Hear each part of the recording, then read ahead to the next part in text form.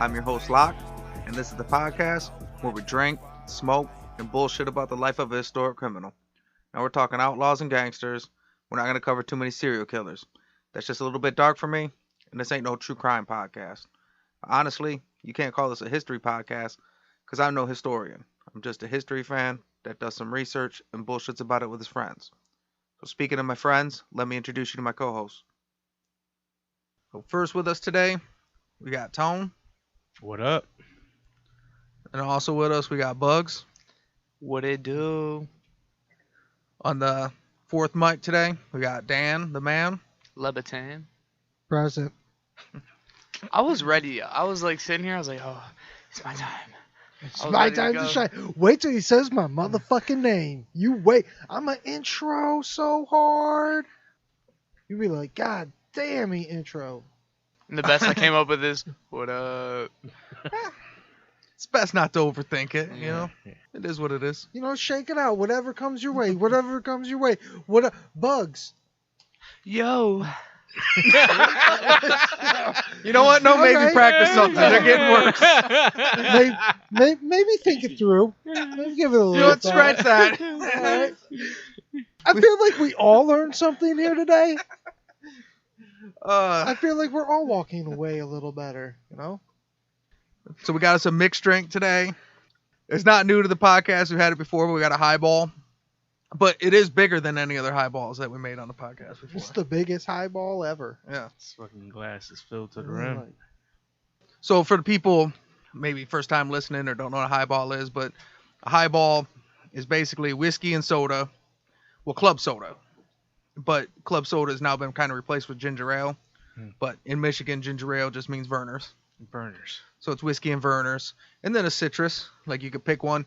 I always go with the orange because I like sour stuff, but not with my drinks usually. But we ordered Mexican food and it came with a bunch of limes. Nice. So I went with a lime today. See, at least when you make it, these are like good. I made one of these at home, but I'm horrible at drinking. So it just tasted like Maker's Mark with like maybe a little aftertaste of Vernors. Like the more and more I drank, the more I had to keep on adding Vernors, so it tasted kind of like not just straight up whiskey. I think the ratios were all off. Yeah, a little bit. Apparently half and half isn't supposed to. It's not how it goes. It's all about the ratios, man. Yeah. It'll be in the recipe book that we release someday. Bad guy recipes. Bad guy recipe. The highball. It's really just an article. And then the next 6 pages are peanut butter whiskeys. You know? All my favorite ones. Well, no, I like peanut butter craft beers too. Yeah. So I mix it up. I like peanut butter in all of its forms. So, but there's whiskey, and I know you guys can't really taste it. If you really wanted to, I put it in a glass for you, but I've tried it. It's a good mixing whiskey. I'll tell you that. But it's Pendleton blended Canadian whiskey. Ooh. What was this called? A highball. Highball. Good highball, man. Yeah. Thanks. Delicious. Before we get started, I got to make sure I thank Suxpo Sueno for letting us use his music in the intro. You can follow him on Instagram. And then Cancer for letting us use his song in the mid-roll. You can follow him on Instagram at Eyes Bleed Defiance. You can see all his artwork on there. He did our logo. You can follow us at Bad Guy Podcast on both Instagram and TikTok. And Twitter. The Bad Guy Pod on Twitter. And then if you're having a hard time finding any of the links, you can find them all at badguypodcast.com. Everything's clicked through on there. So today we're going to be covering the St. Valentines Day Massacre. This ain't negotiation time. This is Scarface, final scene, fucking bazookas under each arm. Say hello to my little friend. So we've covered the St. Valentine's Day Massacre, but we never really got into it because when you cover it over and over from these different angles, you just kind of skip most of it in general because you don't want to beat up a point. Beat around the bush. So we've actually beaten around the Valentine's Day Massacre bush for a whole year now. And now we're jumping in the motherfucker. Basically, I guess we'll start at why did the St. Valentine's Day Massacre occur? We know the Chicago Beer Wars. Capone's Southside Gang had been at war with the Northside Gang for almost a decade. They beat Dion O'Banion, then they beat Jaime Weiss, and then Bugs Moran took over. And they kind of was running shit through most of Bugs Moran's reign. But in the late 20s, like 1928, Bugs Moran kind of went on a fuck it campaign and launched like a German-style blitzkrieg. Like, yeah, Capone's got a big-ass gang and he's got all this muscle, but... Fuck it. Yeah. Or the Vietnam, the Tet Offensive. Let's go hit them hard, see how they like it.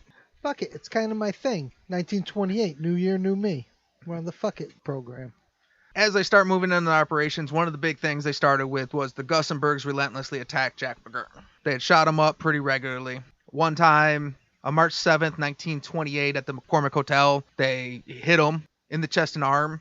He almost died from that one. He's in the hospital. It actually went through his lung. He had problems like the rest of his life. That's such a weird thing. So, they go after Jack. They just, like, shoot him every now and then. They just see him around, give him a couple pew-pews. Just to let them know they're still thinking about him.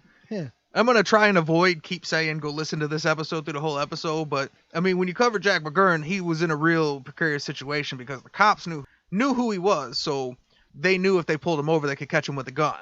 So if he didn't bring out a gun, then the Gussenbergs roll up on him and fucking light up his car and chase him down the street shooting him. What was that called? Vagrancy?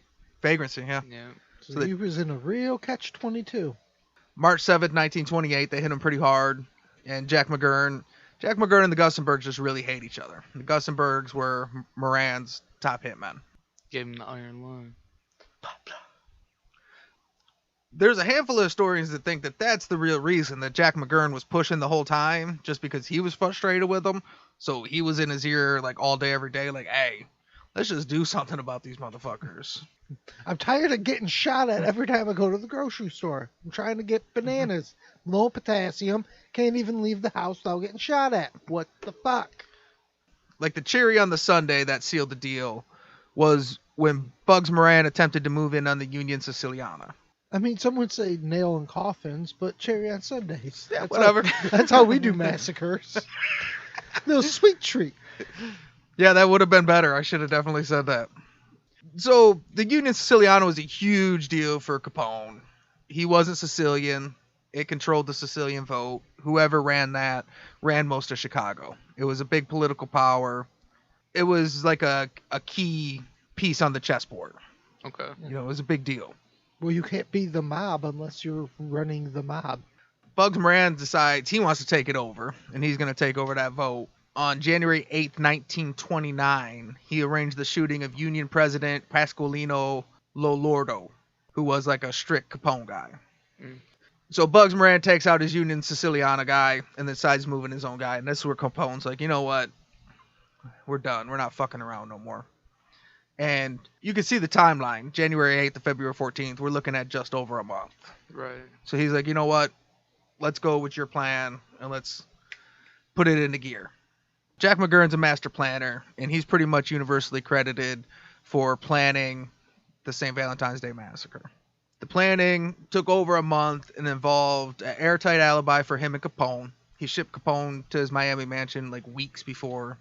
Down in Florida, just told him basically, do what you do, go in front of cameras, you know what I mean, hit the town. Just, Well you thought just- plan. You just do you.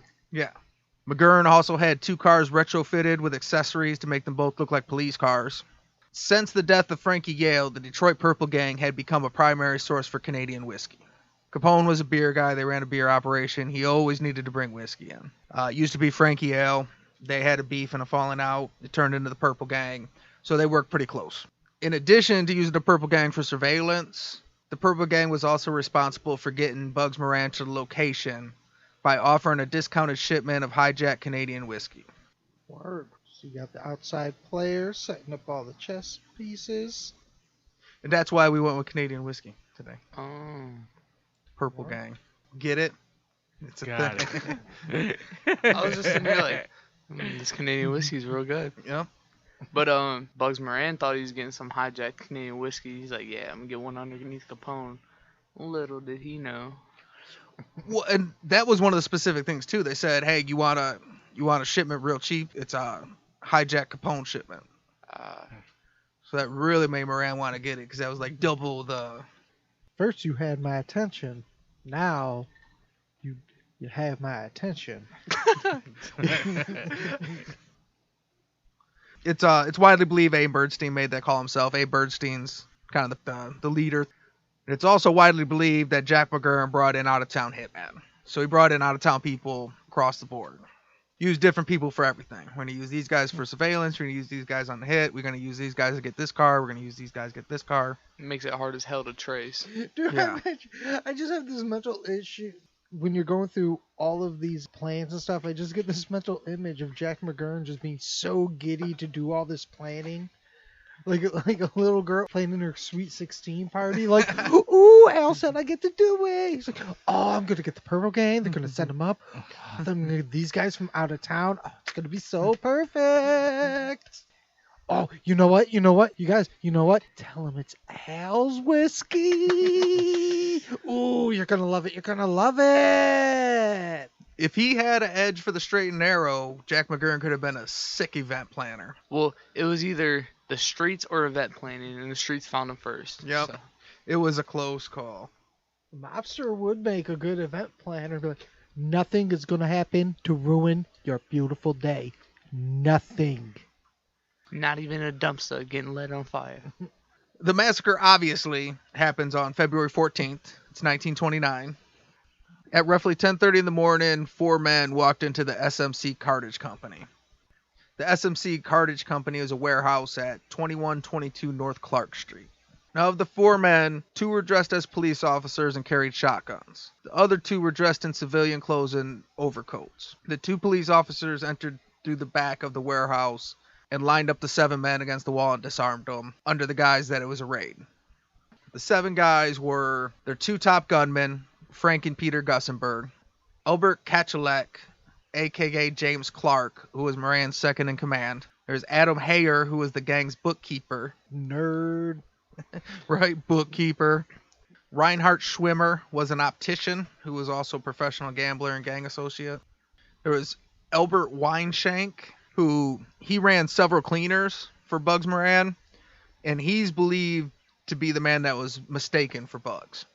They were the same height and similar build, and that day he happened to be wearing a coat that looked like Bugs Moran's coat. And said Bugs real big on the back. So they think that Weinshank is the reason that they moved forward and said, Lookout said, yeah, we're good to go. Bugs is there. Number 7 is John May, a car mechanic.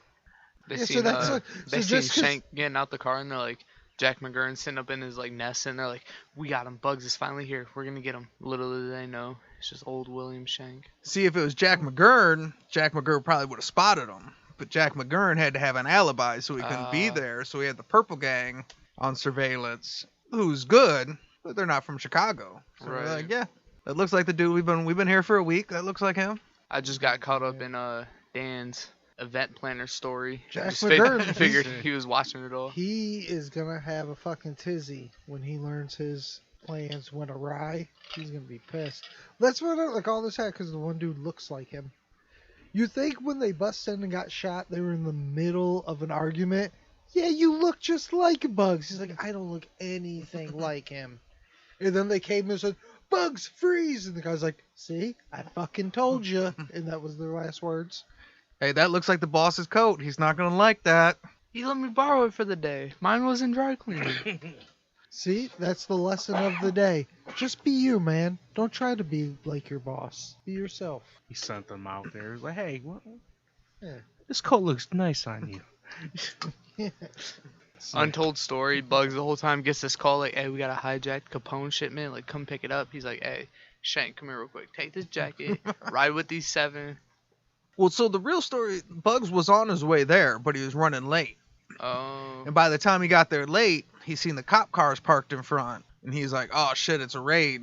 Let's bounce. He actually seen the Gussenberg's youngest brother, too, and told him, like, hey, let's go meet back up at the, let's hit the backup spot. The cops raided the fucking deal or whatever. So they kind of got fucked by their own trickery. Right. If it wasn't a cop car, he might have just still strolled up. Like, Yeah. they'd have been in the middle of the massacre, and Bugs just walks in. Like, hey, what's going on here? Jack McGurn's too smart for his own good. It's like Wile E. Coyote. His Acme rocket just blew up in his face. So they line up these 7 guys, and then once the cops got them disarmed and lined up, they let in the 2 other guys from the front. The 2 men with overcoats had Thompson submachine guns. They emptied into the men from behind, sweeping from left to right. They emptied a 20-round clip and a 50-round drum into them. The other 2 finished off John May and James Clark with shotguns to the face. Damn. Damn, Face. firing squad execution. So this is one of the guys you see that got hit in the face with a shotgun. Where's his face? Over there in the corner. Right. What's fucked up is one of the two guys that got finished off with the shotguns.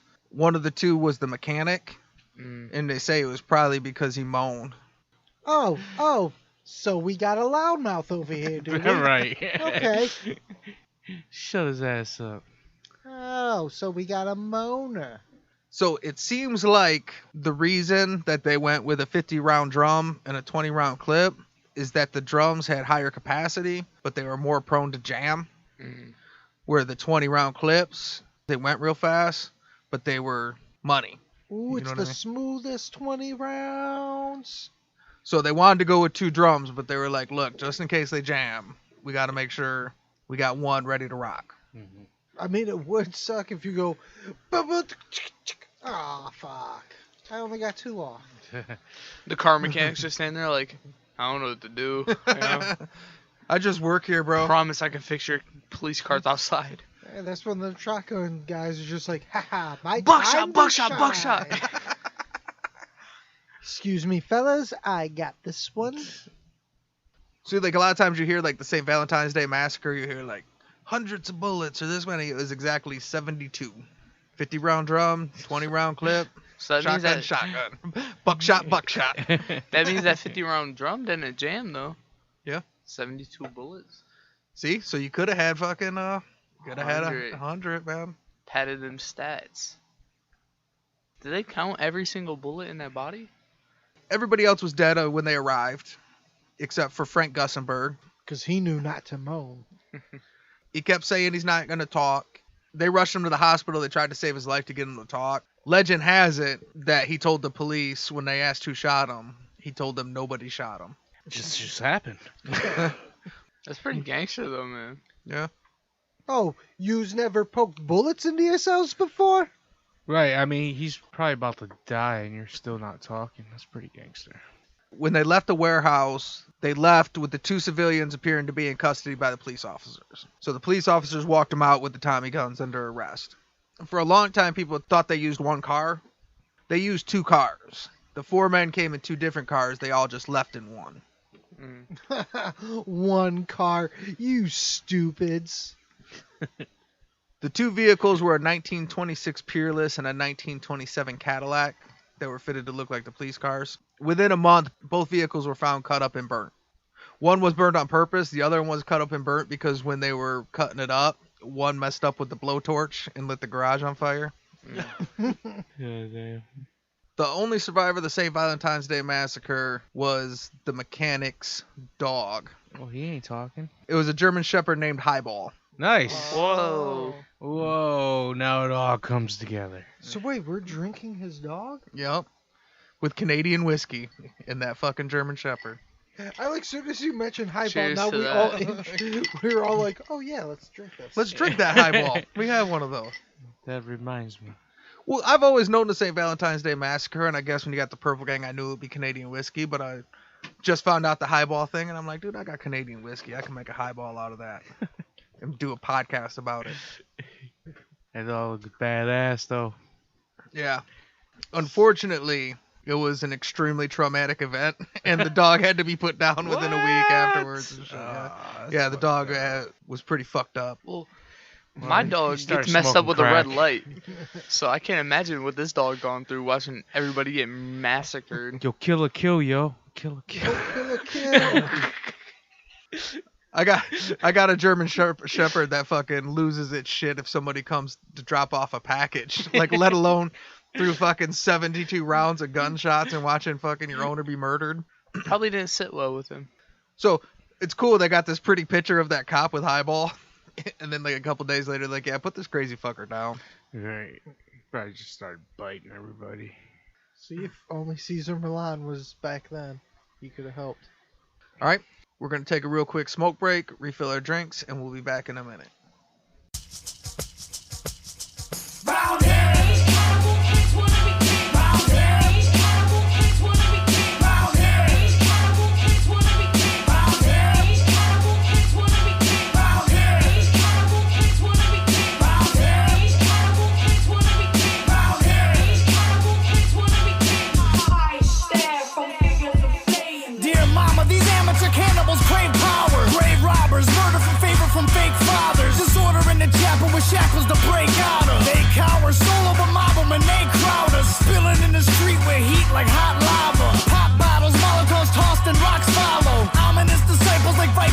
quite quickly. Come at me like an army, I'm tearing you down with me. Spit like a baron, rulers of bread like Kaiser. Roll with the goal and get beaten like outsiders. These amateur animals swing in the wrong jungle. Climbing the wrong vines mean these lions will snuff you. Concrete wilderness building our own structures. Writing our own order, appointing our own judges. Overthrowing authority, morally lack conscience. Fighting for survival with rivals with throat punches.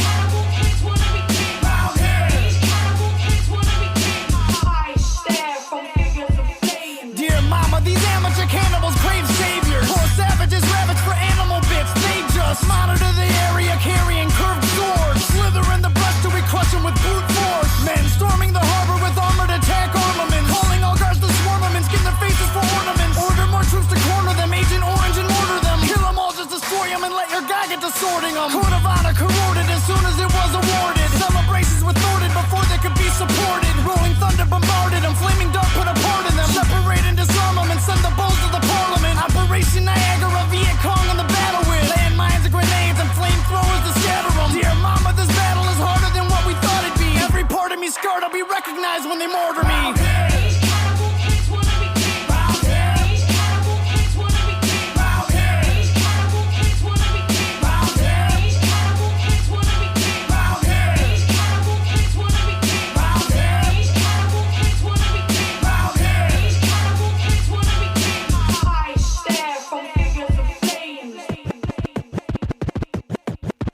It's almost time to run, put on your army helmets now. You're running toward the sun with all your guns, defenses down. Flashes everywhere, the lights create an atmosphere. Water in your lungs, you pray for death, but life is here.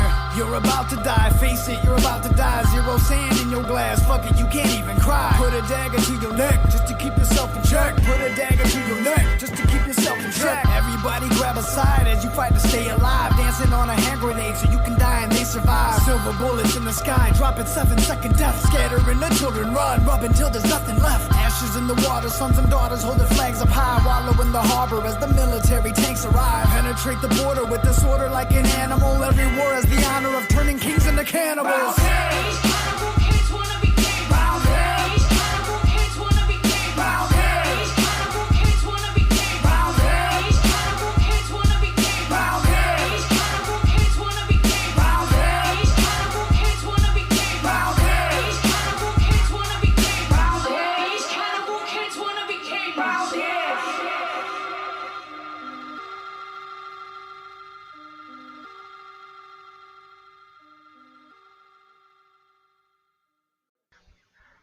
So, in the immediate aftermath, the whole thing goes off without a hitch. Bam, they're gone. It actually takes the police a little bit to get there because they thought police had already been there, so they didn't get called right away.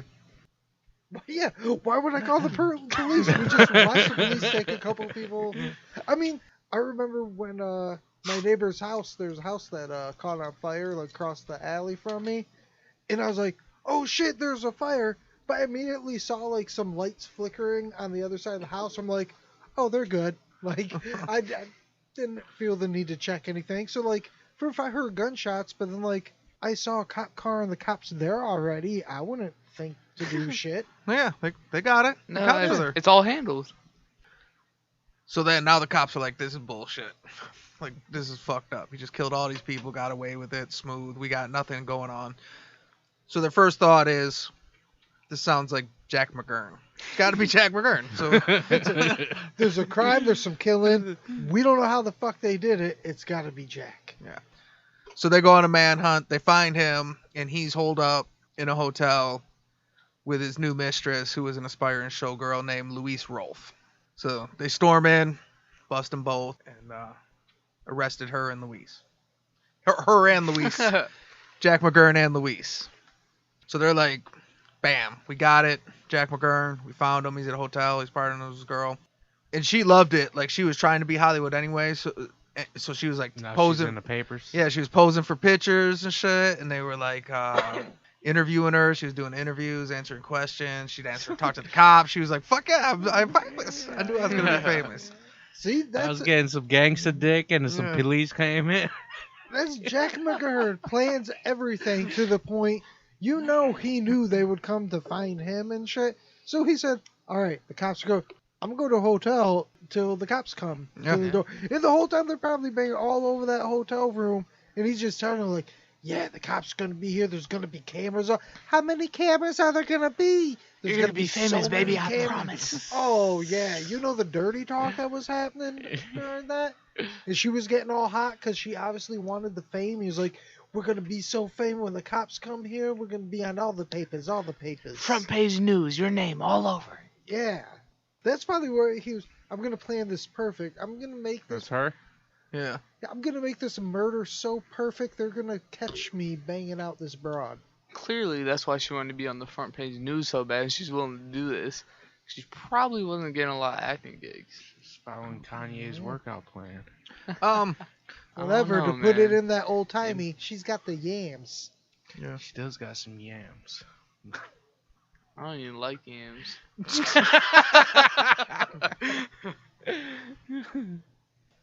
Now, as much as she loved the press and shit, she hated the press dubbed her the blonde alibi.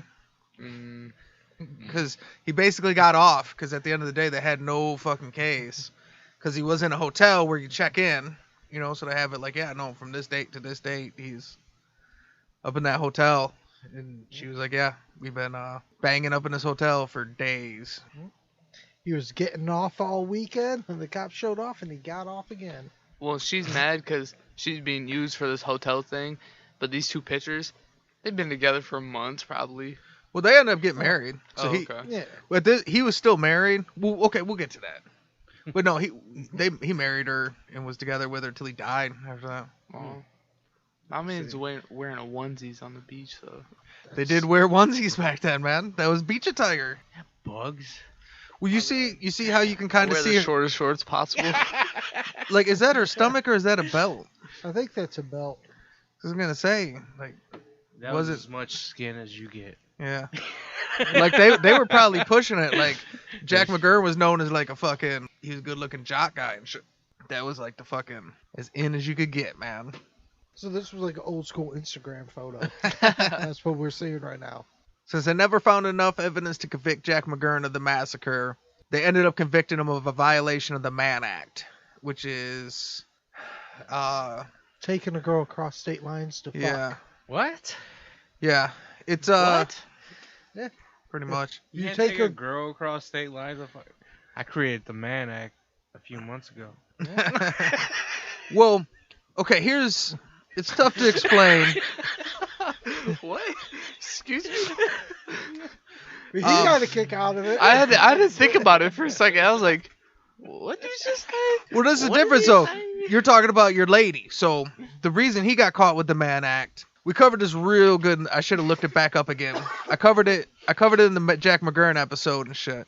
So the Mann Act was originally for what was called white slavery, which is when they were shipping like prostitutes and stuff. So it made it illegal. They're trying to keep you from taking women across state lines for immoral purposes, which meant prostitution, which meant you couldn't take women and send them somewhere to be prostitutes. But then as the law sat on the books, just like vagrancy, it became taken across the state line for immoral purposes is flexible depending on what you think immoral is. So the reason they got him on it was he met this girl, he fell in love, and they went on this big vacation. You know what I mean? Where they went to fucking Miami and hung out with Al Capone and they golfed and they went. Fuck Tour 1929! Fuck Yeah. Tour 1920. Bangapalooza! It kind of sounds like immoral purposes now that you talk about it. Like, yeah, I guess bang tour. We fuck the most from coast to coast, bitches! I believe that was on the headlines in the Yeah, newspapers. that's why they got all these cool photos of them on the beach and shit.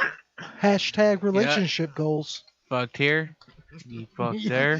That's what all of them are. Fucked here. This is Arkansas, motherfucker. Hot Springs. More gangster shit. About to go on. You know that good old Johnny Cash song? Arkansas, Washita, Kentucky, Tennessee, brother. I fuck everywhere, man. I fuck everywhere. It's about to be my theme song. But since Jack McGurn was married, and this was his side chick, that made it immoral. Oh, So getting that's caught how- up. Yeah. But we was split up. No. We decided to take a break. It's not you, it's me. Well, they found him guilty of the Mann Act. Because they got some real super conservative That's judges why. that were like, yes, you can't just Bunch go of on bang tour. bunch of prudes. That's why side chicks are always on the left. Because Bunch of- they ain't right. Bunch of Karens and Darrens out here. Some Chicken judges that had and never been on a berries. bang tour before. Jack McGurn appealed his conviction on the Mann Act all the way to the Supreme Court, which there is a real... His name is Vincent Gibaldi. There's an official Supreme Court legislation that was the United States government versus Gibaldi, which he beat. So he beat it in the Supreme Court, so it's still a statute, but it's not his real name. His name's not Gibaldi. Really? It's Gibaldi, yeah. Vincenzo Gibaldi. But they call it was Vincenzo Gibaldi, but he moved to America, and the way Americans say Gibaldi. Yeah. They call it Gibaldi. So it was an accent or whatever.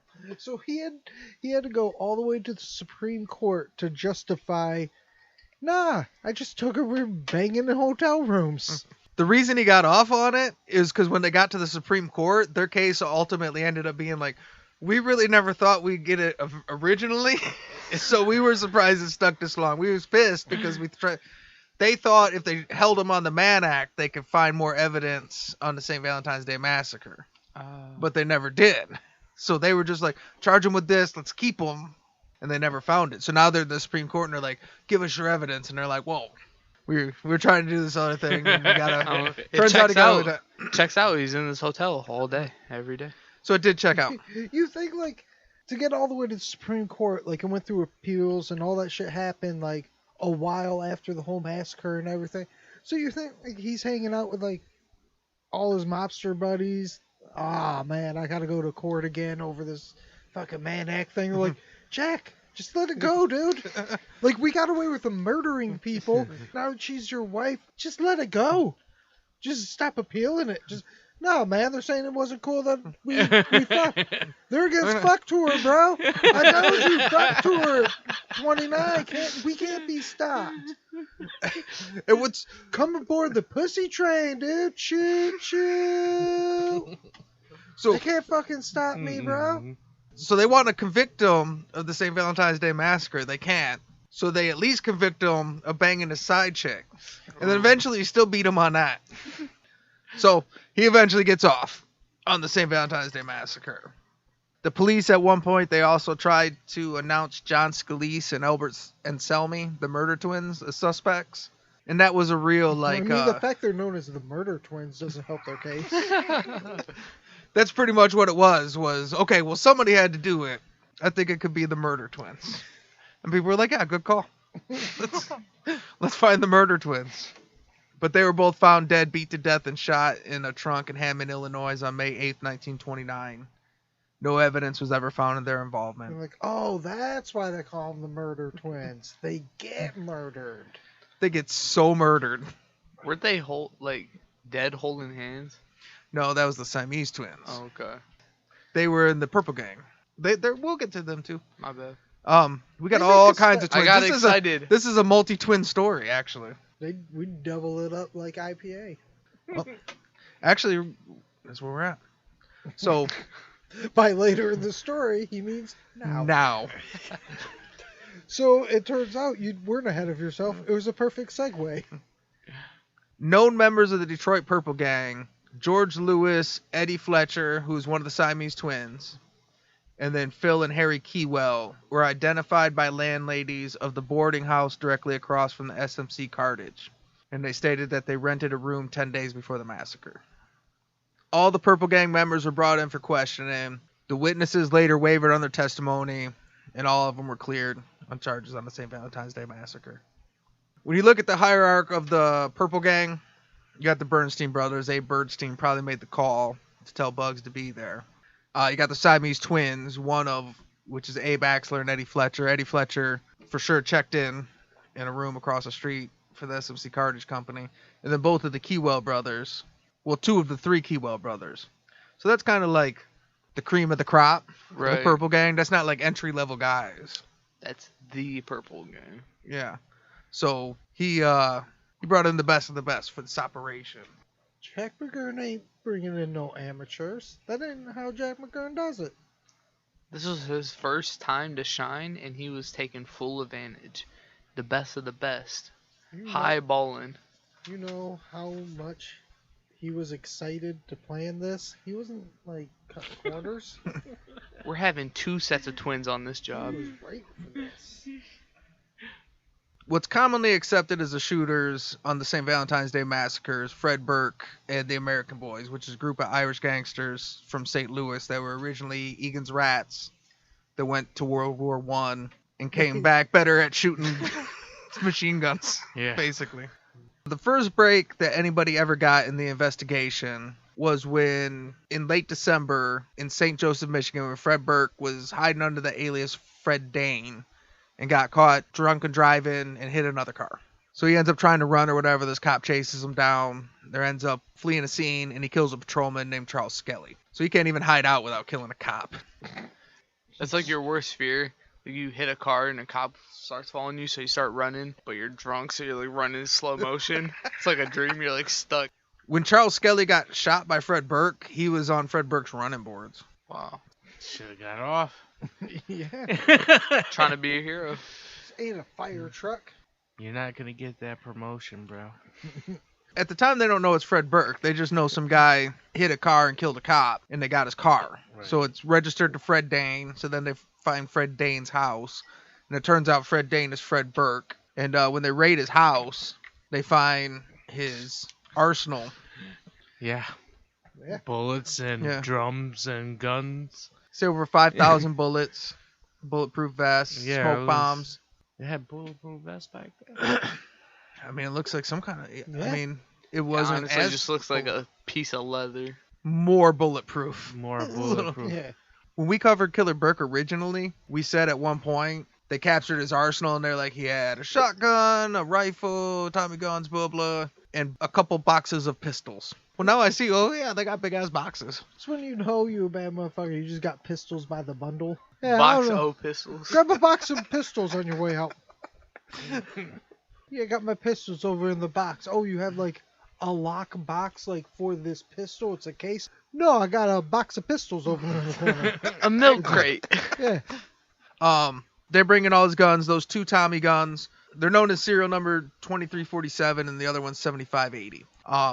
They were both, when they did the ballistics on it, they were both used at the St. Valentine's Day Massacre, and one was also used in the murder of Frankie Yale. They're both currently held at the Michigan State Police in Berrien County's office. You can go see them.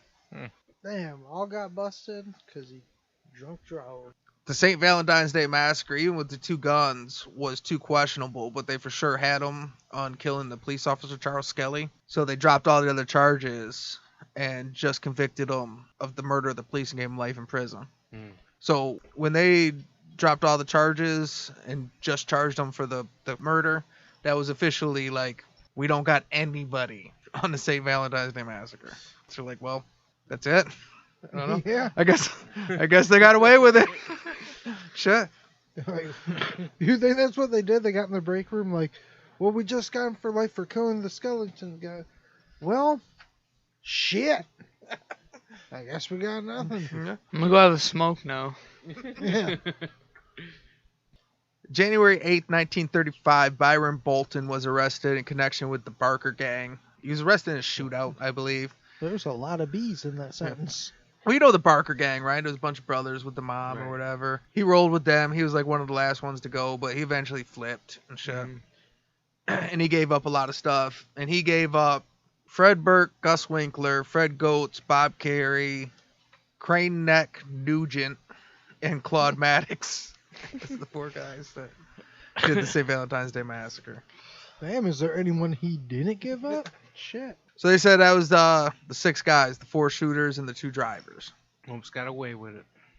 I would have got away with it too if it weren't for you damn cops. Well, I mean, they still all did. By the time he told on them, they were all they were all either in prison or dead on something else. So he didn't snitch on, like, nobody got caught on it. That was just once he flipped, and he just gave them a bunch of shit. And then Gus Winkler's wife and then Elvin Carpus, who one day we might cover. His name's Elvin Creepy Carpus. Alvin Carpus and Gus Winkler. Like, those names do not belong in a mob story. So basically, everybody that's ever been connected to the St. Valentine's Day Massacre outside of Fred Burke and his gang is Jack McGurn. There is a theory that Jack McGurn slept with his old lady till she passed out, snuck out, went and did the St. Valentine's Day Massacre, and snuck back in before she noticed he was gone. Or that she just flat out lied, which, I mean, I guess that's kind of believable. She could just fucking lie. Some people have Tony Accardo there. And then the murder twins are always, names involved. But it pretty much seems like he wanted to do everything out of town. He had all these out of town. Yeah, I don't think he would do all that planning and then sneak out while his girls were like. Yeah. I think it's more believable the story of like, yeah, he did all the good planning. Like, what are you gonna do, Jack? Gonna fuck this bitch in a hotel, wait for the cops to come. Yeah, I'm not gonna be there. Fucking think I'm stupid. That wouldn't make much sense. Right, I planned all this shit. Y'all do the dirty work. Technically, nobody ever knows, so it is what it is. But we know. Bad Guy Podcast knows. Killer Burke did it. And his boys. Bunch of fucking Midwest guys. Because you can't fuck with those Midwest boys. They weren't from New York and they weren't Italian. They fucking shot them all. The wall from the St. Valentine's Day Massacre was bought by a businessman, installed in the men's room of a Vancouver nightclub behind the urinals. When the nightclub went under, and the wall was acquired by the Mob Museum in Las Vegas, where it's still at today. Fred Burke's home in Stevensville, Michigan is still there, but it's no longer a home. Now it's a Caldwell Banker real estate office. I seen something that said all the employees are well aware of the house's history. What that tells me is people are calling them, bugging them. Yeah. About Killer Burke and the St. Valentine's Day Massacre. Yeah, we know. We're all hip. We get it. And that's the story of the St. Valentine's Day Massacre. So say good night to the bad guy. Go on. The last time you're gonna see a bad guy like this again, let me tell you. Woo! Before we go, you guys got anything? That was a lot more in depth than anything we heard before about this. I was gonna say this is something different because like we normally are covering a person. This is the first time we've actually dug deep into an event, so it's kind of cool to hear the details and different stories and cover bigger people than what we normally would. Digging hard and touching deep.